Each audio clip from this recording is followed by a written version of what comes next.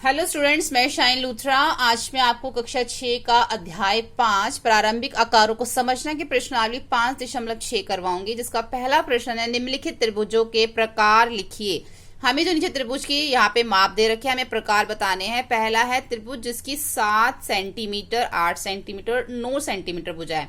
एक त्रिभुज है जिसकी 7, 8 और 9 सेंटीमीटर इसके अंदर जो है भुजाएं दे रखी हैं। तो वो कौन सा त्रिभुज है?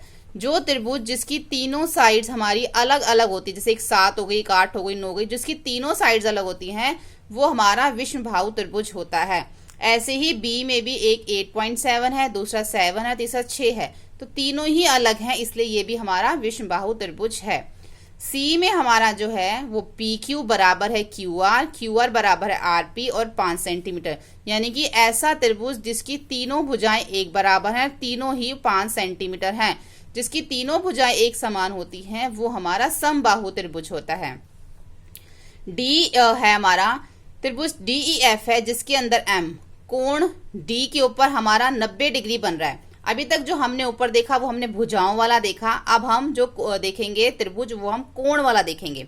एक ऐसा त्रिभुज जिसके ऊपर D के ऊपर 90 डिग्री का कोण बन रहा है, तो वो हमारा जिसके ऊपर 90 डिग्री का कोण बनता है त्रिभुज में, वो हमारा समकोण त्रिभुज होता है।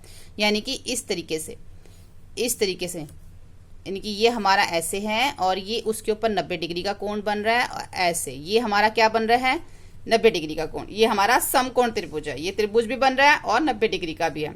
ऐसे ही XYZ जिसमें Y है 90 डिग्री, यानी कि इसको अभी आप Y मान लो, ये 90 डिग्री है। और जो XY ये रेखा जो है, और जो ये रेखा यानी कि ये जो दो भुजाएं हैं, इसके ऊपर 90 डिग्री का कोण तो बन रहा है, लेकिन साथ में जो ये दो भुजाएं हैं वो भी बराबर हैं।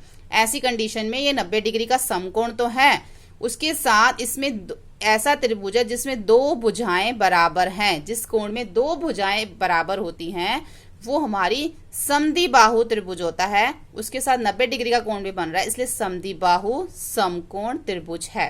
ठीक है, ऐसे ही F है।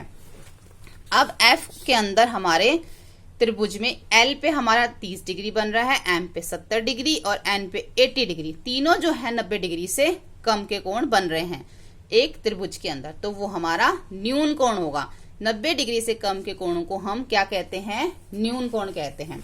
उसके बाद हम प्रश्न 2 देखते हैं। प्रश्न 2 में हमें करनी है मैचिंग। इसमें जो है त्रिभुजों के नाम दे रखे हैं और त्रिभुजों के प्रकार दे रखे हैं। जिसकी समान लंबाई हो, जिसकी तीनों भुजाएं एक समान होती हैं, जैसे अभी मैंने आपको बताया था, वो हमारा समबाहु त्रिभुज होता है। दूसरा, समान लंबाई की दो भुजाएं, जिसकी दो भुजाएं बराबर हो, वो हमारा समद्विबाहु त्रिभुज होता है। अलग अलग लंबाई की सभी भुजाएं, जिसकी तीनों भुजाएं अलग अलग होती हैं, वो हमारा विषमबाहु, जिसमें तीनों भुजाएं हमारी अलग होती हैं, वो हमारा विषमबाहु त्रिभुज होता है। अब इसमें अलग अलग लंबाइयों की सभी भुजाएं, यानी कि एक हमारा त्रिभुज है, उसकी तीनों भुजाएं जो हैं वो अलग अलग हैं, तो वो हमारा विषमबाहु होगा। लेकिन समकोण भी इसमें दे रखा है, उसमें तो ये होता है कि एक जो होगा वो 90 डिग्री का होगा, लेकिन इसके साथ ये जो हमें यही मैच करना है, क्योंकि इसमें अलग अलग भुजाएं सिर्फ इसमें ही दे रखी हैं। ठीक है, उसके बाद 3 न्यून कोण, जिसके अंदर 3 न्यून कोण बनते हैं, यानी कि तीनों कोण जो होंगे वो 90 डिग्री से कम होंगे, तो वो हमारा कौन सा होगा? न्यून कोण त्रिभुज होगा। ठीक है, एक समकोण, जिसके अंदर हमारा एक जो है वो समकोण बनता है, वो हमारा समकोण त्रिभुज होता है। एक अधिक कोण, जिसमें हमारा एक अधिक कोण बनता है, वो हमारा अधिक कोण त्रिभुज होता है। और दो बराबर लंबाइयों की भुजाओं के साथ एक समकोण, यानी कि एक ऐसा त्रिभुज जिसमें दो भुजाएं बराबर हैं, उसके अंदर एक समकोण भी बन रहा है, तो वो हमारा है समद्विबाहु समकोण।